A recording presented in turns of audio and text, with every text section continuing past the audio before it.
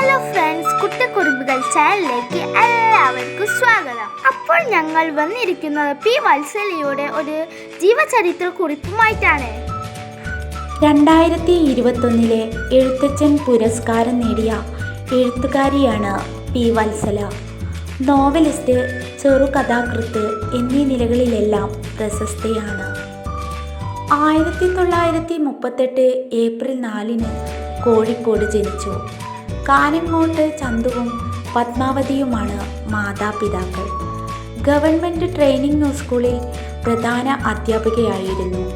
ആദിവാസികളുടെ ജീവിതങ്ങളായിരുന്നു എന്നും പി വത്സലയുടെ എഴുത്തിന് വിഷയമായിരുന്നത്.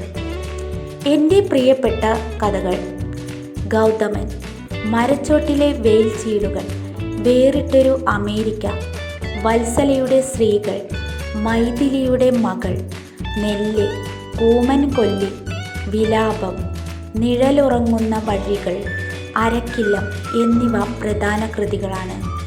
പി വത്സലയുടെ വിലാപം എന്ന നോവലിനെ അടിസ്ഥാനമാക്കി നിർമ്മിച്ച ചലച്ചിത്രമാണ് ഖിലാഫത്ത്.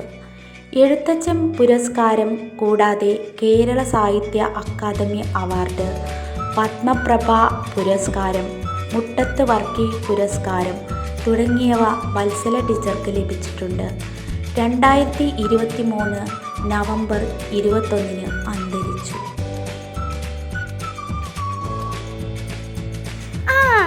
നിക്ക് കൂട്ടുകാരെ, ചാനൽ ഒന്ന് സബ്സ്ക്രൈബ് ചെയ്തിട്ട് പോകണേ.